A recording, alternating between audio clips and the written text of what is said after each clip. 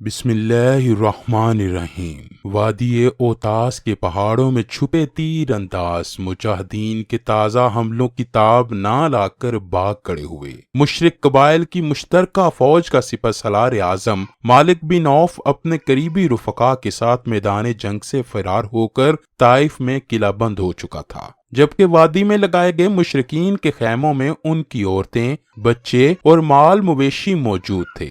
اللہ کے رسول صلی اللہ علیہ وآلہ وسلم کا حکم تھا کہ انہیں کوئی ذکر نہ پہنچائی جائے، بلکہ مالک بن عوف لڑائیوں کے دوران عورتوں اور بچوں کے ساتھ مسلمانوں کے حسن سلوک سے اچھی طرح واقف تھا۔ چنانچہ اس کی جنگی حکمت عملی یہ تھی کہ انہیں ڈال بنا کر مکہ تک پہنچا جائے، لیکن اب وہ سب مسلمانوں کی قید میں تھے۔ بنو حوازن اور بنو ثقیف کے قبائل کی ان قیدی عورتوں میں ایک بوڑھی خاتون بھی تھیں۔ مجاہدین کا ایک دستہ جب انہیں گرفتار کرنے پہنچا تو انہوں نے ایک ایسی بات کہی جسے سن کر وہ حیرت سے ایک دوسرے کا منہ تکنے لگے۔ بوڑھی خاتون نے مجاہدین کے تجسس بھرے چہروں پر نظر ڈالی اور پورے اعتماد کے ساتھ اپنی بات دہرائی، میں تمہارے سپہ سالار اور اللہ کے نبی کی بہن ہوں۔ مجاہدین کا یہ دستہ قریش کے نو مسلم نوجوانوں اور مدینہ کے انصار پر مشتمل تھا۔ سب نے غیر یقینی انداز میں ایک دوسرے کو دیکھا۔ پھر دستے کے کمانڈر نے بڑی بی کو آن حضرت کی خدمت اقدس میں پیش کرنے کا فیصلہ کر لیا۔ اللہ کے رسول جنگ کے اگلے مرحلے یعنی طائف سے متعلق حکمت عملی کے بارے میں اپنے رفقا سے مصروف گفتگو تھے کہ ایک صحابی خیمے میں داخل ہوئے اور عرض کیا، یا رسول اللہ، جنگی قیدیوں میں موجود ایک بوڑھی عورت آپ کی بہن ہونے کا دعویٰ کر رہی ہے۔ چونکہ حضور علیہ الصلوۃ والسلام کا کوئی بھائی نہ تھا اور نہ ہی بہن، اس لیے سب حیران تھے کہ یہ کون عورت ہے جو بہن ہونے کا دعویٰ کرتی ہے۔ اللہ کے رسول نے فرمایا، اس خاتون کو اندر لایا جائے۔ خاتون خیمے میں داخل ہوئی تو حضرت کی جانب محبت بھرے انداز میں دیکھتے ہوئے پرجوش لہجے میں بولیں، اے اللہ کے رسول، میں آپ کی بہن شیمہ بنت حارث ہوں۔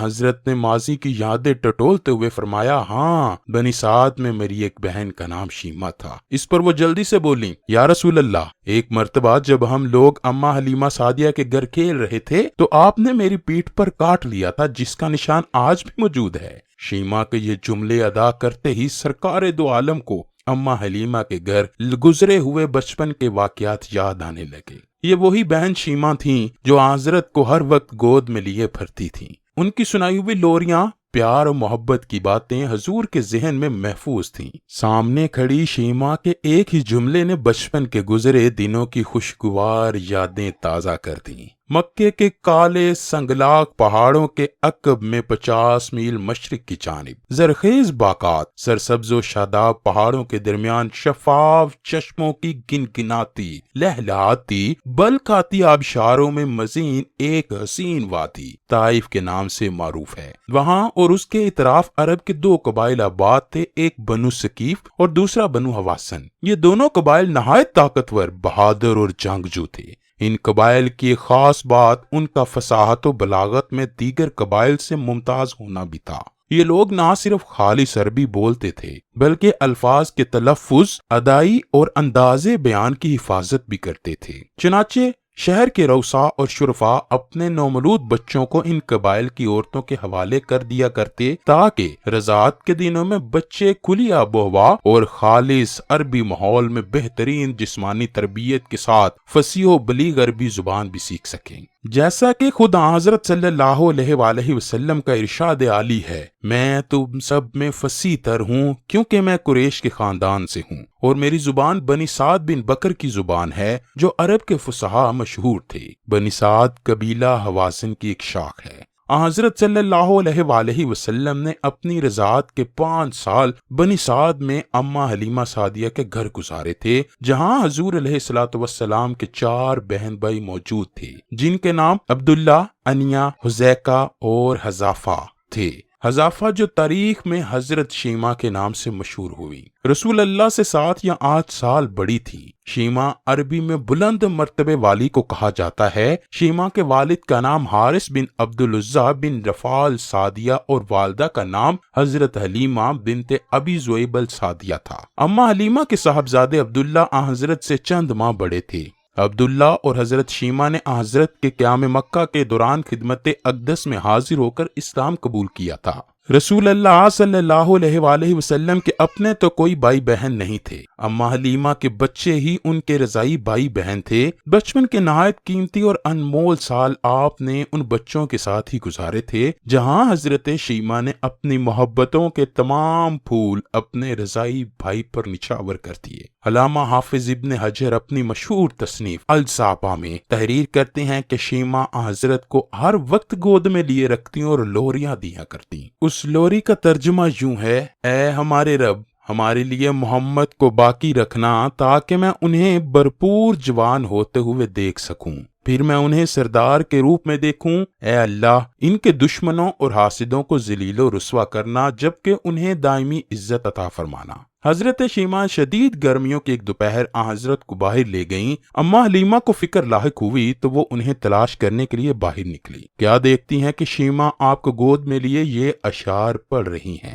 یہ میرے وہ بھائی ہیں جو میری ماں سے پیدا نہیں ہوئے، اور یہ میرے والد اور چچا کی نسل سے بھی نہیں، لیکن میں ان پر اپنے معزز ماموں اور چچا فدا کرتی ہوں۔ اے اللہ، ان کی بہتر پرورش فرما۔ اما حلیمہ نے فرمایا: اے شیمہ، انہیں اتنی شدید گرمی میں لے کر کہاں آ گئی ہو؟ عرض کیا: اما جان، انہیں گرمی نہیں لگ رہی، کیونکہ دھوپ سے حفاظت کے لیے ان پر ایک بادل سایہ فگن رہتا ہے۔ جب یہ چلتے ہیں تو وہ بادل بھی چلتا ہے، اور جب یہ رک جاتے ہیں تو بادل بھی رک جاتا ہے۔ حضرت شیمہ کہتی ہیں کہ ایک دوپہر ہم بچے گھر سے ذرا دور وادی میں کھیل رہے تھے کہ اچانک دو نورانی صورت اور لمبی داڑھیوں والے لوگ آئے، جو سفید لباس زیبتن کیے ہوئے تھے۔ انہوں نے میرے بھائی محمد صلی اللہ علیہ وآلہ وسلم کو پکڑ کر زمین پر لٹایا اور سینے پر چھری پھیر دی۔ یہ ہولناک منظر دیکھ کر ہم سب بچے چیختے چلاتے گھر کی طرف بھاگے اور اماں ابا کو بتایا کہ کسی نے بھائی کو نعوذ باللہ قتل کر دیا ہے۔ وہ دوڑتے ہوئے اس جگہ پہنچے تو دیکھا کہ آپ صلی اللہ علیہ وآلہ وسلم بیٹھے ہیں، لیکن چہرہ مبارک کا رنگ اڑا ہے۔ اسی طرح ایک دن دو یہودی راہب ہمارے گاؤں آئے اور ہمارے بھائی محمد کے بارے میں پوچھتے پوچھتے ہمارے گھر تک پہنچ گئے۔ انہوں نے بھائی کو دیکھا تو بولے: کیا یہ بچہ یتیم ہے؟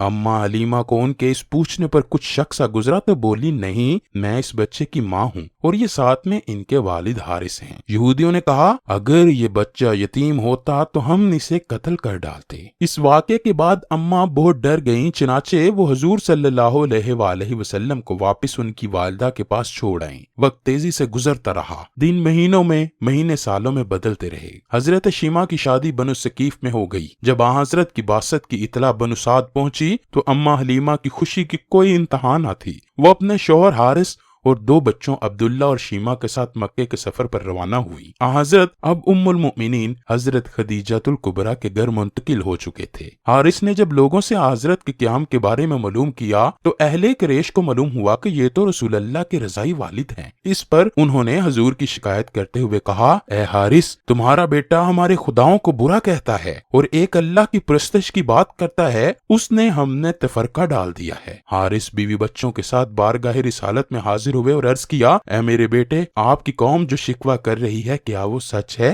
رسول اللہ صلی اللہ علیہ وآلہ وسلم نے فرمایا: نہ صرف سچ ہے بلکہ بروز قیامت آپ خود اپنی آنکھوں سے بھی دیکھ لیں گے۔ حارث تو آئے ہی اسلام قبول کرنے کے لیے تھے، چنانچہ پورا خاندان مشرف با اسلام ہوا۔ حضرت حلیمہ تو مکے اور مدینے میں ایک دو بار حضرت کی خدمت میں حاضر ہوتی رہیں، لیکن پھر حضرت شیمہ سے رسول اللہ کی کوئی ملاقات نہ ہو سکی۔ اب اس جنگ میں اتنے عرصے بعد بہن کو قیدی کی حیثیت سے اپنے سامنے دیکھا تو فرط محبت سے آنکھوں سے آنسو جاری ہو گئے۔ بہن کے استقبال کے لیے اٹھے، اپنی چادر زمین پر بچھائی اور انہیں اپنے پاس بٹھا لیا۔ صحابہ کرام کے لیے بہن بھائی کی محبت کا یہ منظر نہایت حیران کن تھا۔ دونوں دیر تک بچپن کی یادیں تازہ کرتے رہے۔ پھر رسول اللہ نے بہت سا مال، چند اونٹ اور دیگر مویشی عنایت فرماتے ہوئے پیشکش کی کہ اگر وہ چاہیں تو مدینے میں رہیں، لیکن انہوں نے اپنے گھر جانے کی خواہش کی، جس پر انہیں نہایت عزت و احترام کے ساتھ چند محافظوں کے ساتھ ان کے گھر روانہ کیا گیا۔